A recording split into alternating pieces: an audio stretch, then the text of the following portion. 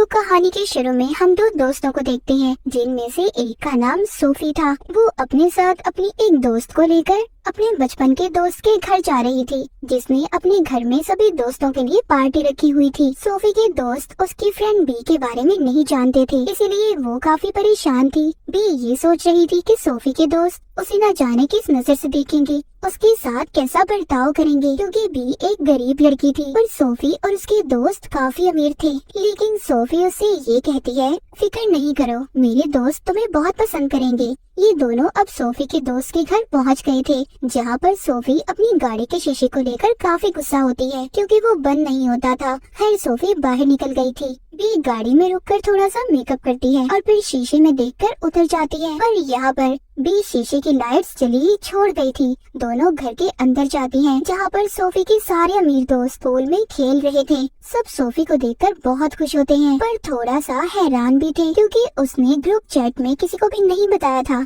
कि वो भी आने वाली है। सोफी को देखकर सब खुश तो थे, सिवाय एक दोस्त के अलावा, जो सोफी की पुरानी दोस्त थी, पर अब ये सोफी से नफरत करती थी। यहाँ पर सबने सोफी को काफी महीनों के बाद देखा था, इसलिए ये लम्हे खूबसूरत बनाने के लिए सोफी का एक दोस्त चैंपियन की बोतल खोलता है, वो भी एक काफी बड़े चाकू से। सब यहाँ पर शराब पीते हैं। जब ये सोफी को देते हैं तो वो मना कर देती है और कहती है, नहीं मैं इसे नहीं पीऊंगी, और बी तो शराब पीती ही नहीं थी। इसके बाद वहाँ पर बारिश होने लगी थी। सब भागकर अंदर जाने लगते हैं। अंदर आकर इसका एक दोस्त सोफी के कमरे में आता है, जिसके घर पर ये आई थी। सोफी उससे पूछती है, तुम्हारी आंख काली कैसे हुई, क्या हुआ है तुम्हारी आंख पर? वो बताता है कि कुछ देर पहले मेरे एक दोस्त से झगड़ा हो गया था और वो यहाँ से नाराज होकर चला गया। वो दोनों अपनी काफी पुरानी बातों को याद कर रहे थे। जब ये दोनों बैठे बातें कर रहे थे, तभी वो सोफी की पुरानी दोस्त बी के पास जाती है और कहती है कि बी जरा तुम सोफी से दूर ही रहना तो तुम्हारे लिए अच्छा होगा। इसके बाद बी जब किचन में जाती है तो वहाँ पर कुछ लड़कियाँ टिकटॉक वीडियोस बना रही थी। बी को इस माहौल में थोड़ा सा अजीब लग रहा था, क्योंकि वो बाकी लड़कियों की तरह एंजॉय नहीं करती थी। सभी लड़कियाँ बी से पूछती हैं कि तुम्हारी और सोफी की दोस्ती कैसी चल रही है। बी भी उनको जवाब देती है कि बहुत अच्छी। अब रात हो गई थी और अब हुई थी इनकी असल पार्टी शुरू। ये सभी बहुत ज्यादा मजे करती हैं, डांस करती हैं, शराब पीती हैं। यहाँ पर जब सोफी और बी डांस कर रहे थे तो उस दोस्त को ये बात अच्छी नहीं लगती, जो सोफी की पहले दोस्त थी, कि बी के साथ वो इतने ज्यादा मजे कर रही है, और अब वो भी बी को अपने साथ डांस करने का कहती है। जब सोफी उसे ऐसा करते देखती है तो उसे ये बात अच्छी नहीं लग रही थी। सोफी यहाँ पर सबसे एक गेम खेलने का बोलती है। वो कहती है, हमें यहाँ पर एक गेम खेलनी चाहिए जिसका नाम है बॉडीज बॉडीज। इस गेम के रूल्स असूल बहुत ज्यादा है। सबको एक पेपर मिलेगा, जिसके पेपर पर एक्स लिखा हुआ होगा वो हम में से कातिल होगा, और जो कातिल होगा उसे सबको ढूंढना होगा, फिर जिसके बाद उन्हें मार देगा, असल में नहीं बस गेम में ही। और जो प्लेयर मर जाएगा उसे लेट कर बस मरने का नाटक करना होगा। फिर जो लाश को ढूंढेगा उसे बॉडीज बॉडीज कहकर शोर मचाना होगा। बस यही गेम है। सब इस गेम को खेलने के लिए तैयार थे। सभी गेम शुरू करने से पहले शराब पीते हैं और एक दूसरे को थप्पड़ मारते हैं। काफी अजीब था ये सब। ये सभी लाइट्स को बंद कर देते हैं। गेम को शुरू कर दिया जाता है। सब अपने फोन की लाइट्स को जलाकर एक एक करके छुप गए थे। बी अपने मोबाइल फोन की लाइट जलाकर छुपने की जगह को ढूंढ ही रही थी, तभी उसे आवाज आती है, बॉडीज बॉडीज, कातिल ने किसी को मार दिया था। यानी कि इसका मतलब ये था कि एक प्लेयर ने किसी को ढूंढ लिया है। सब अब दोबारा से इकट्ठे होते हैं। इनका एक दोस्त मर गया था, मतलब वो मरने का नाटक कर रहा था। सब सोचते हैं कि हमारे दरमियान में कातिल कौन है। सभी एक दूसरे पर इल्जाम लगा रहे थे। कोई कहता है कि तुम कातिल हो, तो कोई कह रहा था कि तुम। इनमें आपस में झगड़ा हो गया था, पर ये गेम वाला झगड़ा नहीं था। ये लड़ाई इनकी असल लड़ाई में बदल जाती है। आधे लोग तो गेम छोड़कर यहाँ से जा चुके थे, तो जो लोग बचते हैं, जिनमें सोफी और बीबी शामिल थी, ये सोचती हैं गेम तो खत्म हो गई। दोबारा से ये शराब पीती हैं और एक दूसरे को पागलों की तरह थप्पड़ मारती हैं। लेकिन तभी अचानक से मौसम खराब हो गया था और बहुत तेज बारिश भी होने लगी थी। इस वजह से इनके घर की लाइट भी चली जाती है। सब लड़कियाँ परेशान हो गई थी, सोचती है कि लाइट को वापस कैसे लाना चाहिए। ये अब एक कमरे में जाती हैं, जब भी खिड़की की तरफ जा रही थी तो वो सोफी के दोस्त को देखती है जिसने अपने घर में पार्टी रखी हुई थी। उसकी गर्दन से खून आ रहा था। बी के चिल्लाने पर जब बाकी लड़कियां भी वहाँ पर आती हैं कि हुआ क्या है, पर उनका वो दोस्त वहाँ पर मर चुका था। सब बहुत ज्यादा घबरा रही थी और सोचती है कि क्या सच में यहाँ पर कोई कातिल मौजूद है। वो मदद के लिए फोन करने की भी कोशिश करती हैं, पर नेटवर्क भी नहीं था। इसीलिए अब ये सभी सोफी की गाड़ी में जाती हैं ताकि सामने वाले टाउन में जाकर वो मदद ला सके। लेकिन पता चलता है कि गाड़ी की बैटरी भी डेड हो गई थी क्योंकि बी ने जाते हुए लाइट्स को जला छोड़ दिया था। अब उनके पास गाड़ी भी सिर्फ एक ही थी क्योंकि सोफी के सारे दोस्त अपने एक दोस्त के साथ यहाँ पर आए थे जो नाराज होकर यहाँ से अपनी गाड़ी लेकर चला गया था।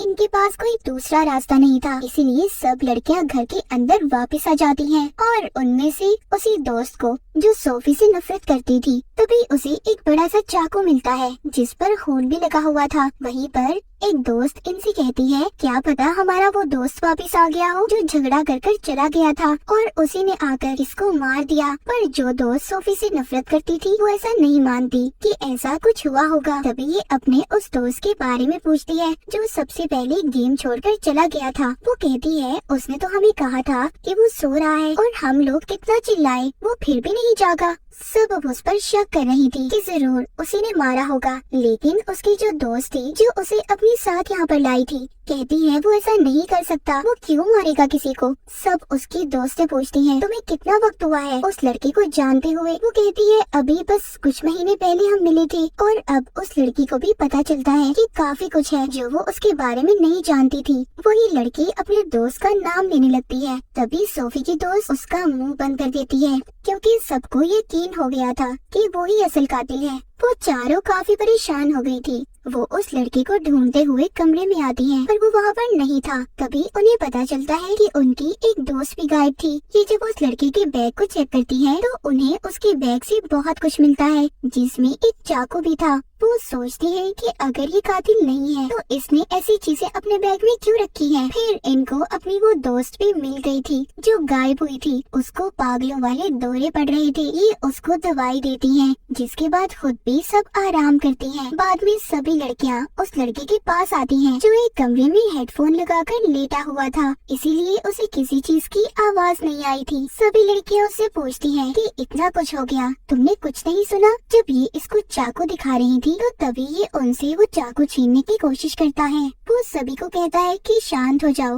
और अपने चाकू को नीचे रखता है। पर तभी दो लड़कियां कूदकर उस पर हमला कर देती हैं, पर वो जैसे तैसे खुद को उनसे दूर करता है। तभी सोफी चाकू को उठाती है लेकिन वो लड़का उसे चाकू छीन लेता है। पीछे से बीबी देख रही थी। ये सोचती है कि ये सोफी को मार देगा, इसीलिए ये पीछे से आकर उसके सर पर वार करके उसे मार देती है। उसे देखकर सारी लड़कियों ने अपने होश खो दिए थे और जिसका वो लड़का दोस्त था वो तो काफी दुखी थी। बी को भी अपने ऊपर यकीन नहीं आ रहा था कि उसने किसी का खून कर दिया है। वो परेशानी में अपने कपड़ों पर ही उल्टी कर देती है। बाहर आकर फिर से सोफी की अपने दोस्त के साथ लड़ाई हो गई थी। वो आपस में अपने उस दोस्त को लेकर झगड़ा कर रही थी जो सबसे पहले मरा था, जिसका ये घर था। सोफी कहती है कि तुम उसे प्यार नहीं करती थी, वो तो बस अमीर था इसीलिए तुम उसके साथ रह रही थी। उधर ही वो लड़की सोफी की बातें सुनकर कहती है कि अच्छा उसने तो मुझे ये भी कहा था कि शुक्र है उसकी जिंदगी से सोफी चली गई। सोफी का पागलपन भी उसे अब झेलना नहीं पड़ेगा।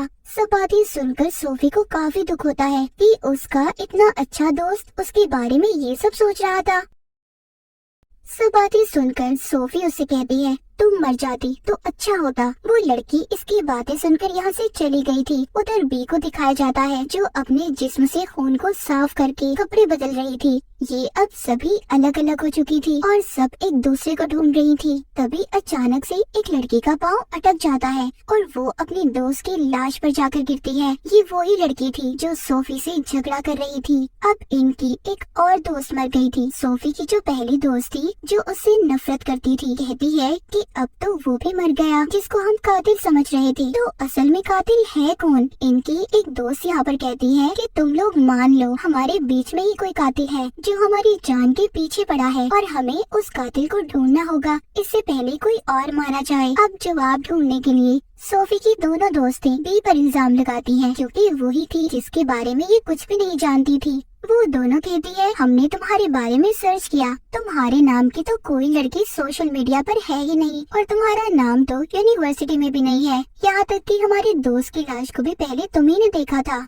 वो लड़की कहती है और तुमने मेरे दोस्त को भी मारा है जिससे मैं प्यार करती थी। ये सब कहकर वो दोनों लड़कियां सोफी की दोस्त बी को घर से बाहर निकाल देती हैं। बाहर बहुत तेज तूफान था और बारिश भी बहुत तेज हो रही थी। इन्होंने घर के सभी दरवाजों को बंद कर दिया था, इसीलिए बी अब सोफी की गाड़ी में छुपने के लिए चली जाती है। गाड़ी के शीशे को नीचे करती है और गाड़ी में जाकर बैठ गई थी। वो सूखे कपड़े पहनती है और चिप्स खाती है। वो फिर से जाने की कोशिश करती है। जब वो खिड़की पर खड़ी थी तो वो सोफी की दोस्त को देखती है जो सोफी से नफरत करती थी। वो अपने दोस्त के डैड की बंदूक को चुरा रही थी। कुछ देर के बाद बी को एक खुफिया रास्ता मिलता है जिससे वो घर के अंदर आ जाती है। वो सोफी और उसके साथ दूसरी लड़की को बताती है कि सोफी तुम्हारी ये दोस्त जिसका नाम जॉर्डन है उसके पास बंदूक है, पर जॉर्डन अपनी जेब दिखाती है, उसके पास कुछ भी नहीं था। उसकी जेब से एक पेपर गिरता है जिस पर एक्स लिखा हुआ था, यानी कि जॉर्डन ही कातिल थी। पर बी उनका इतना भरोसा तोड़ चुकी थी कि अब कोई भी बी पर यकीन नहीं कर रहा था। बी यहाँ पर अब अपना सच सबको बताती है। कहती है मैंने यूनिवर्सिटी में एडमिशन लिया था पर मैंने अपनी मॉम की वजह से पढ़ाई छोड़ दी। और सोफी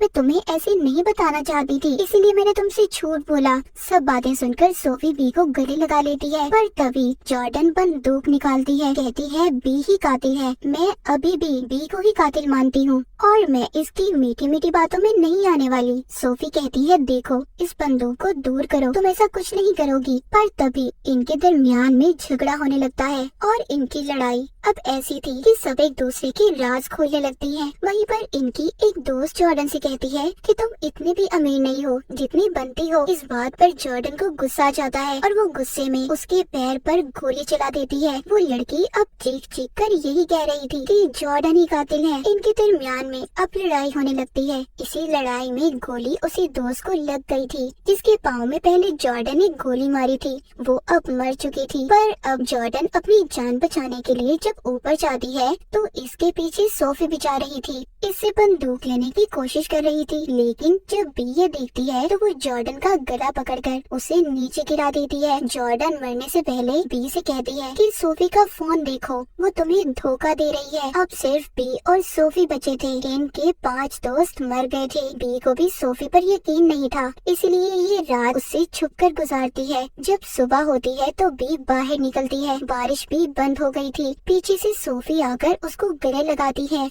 बी के पास जॉर्डन की बंदूक थी। वो उससे कहती है पहले अपना फोन दिखाओ, पर इस बात पर वो नहीं मानती। तभी उनका झगड़ा होने लगता है और दोनों जाकर पूल में गिरती हैं। बी जब बाहर आती है तो उसे एक फोन मिलता है, लेकिन ये फोन सोफी का नहीं था, ये सोफी के दोस्त का था जिसके घर में ये दोनों पार्टी में आई थी। बी उसके फोन को अनलॉक करती है, जिसके बाद दोनों एक वीडियो को देखती है जिसमें वो एक शराब की बोतल को बहुत बड़े चाकू से खोल रहा था, पर गलती से वो उसकी गर्दन पर लग गया। उसका गला कट गया और उसी की वजह से उसकी मौत हुई थी। यानी कि यहाँ पर कोई कातिल था ही नहीं। जितने भी लोगों की जान गई सब बेकार में मारे गए। तभी वहाँ पर सोफी का वो दोस्त आता है जो झगड़ा कर चला गया था। वो वहाँ पर पड़ी जब लाशों को देखता है तो सोचता है कि आखिर यहाँ पर हुआ क्या था। तभी बी देखती है फोन में सिग्नल्स आ गए थे और लाइट भी आ गई थी। तो यहाँ पर बेचारे जितने भी दोस्तों की जान गई सब बेकारी में मारे गए। ना तो कोई कातिल था और ना ही उनके मरने की कोई वजह, ना कोई दुश्मनी। बाज दफा हम ऐसी गलतियाँ कर जाते हैं जिस बारे में हम खुद भी नहीं जान पाते कि हम कर क्या रहे हैं। तो कुछ भी करने से पहले उस बात का जरूर पता करें कि आखिर असल बात क्या है। और इन दोस्तों ने जो गलती की ये अपनी जान से गए, या फिर ये कह लें ये इनकी बेवकूफी थी। और इसी के साथ ये कहानी यहीं पर खत्म हो जाती है।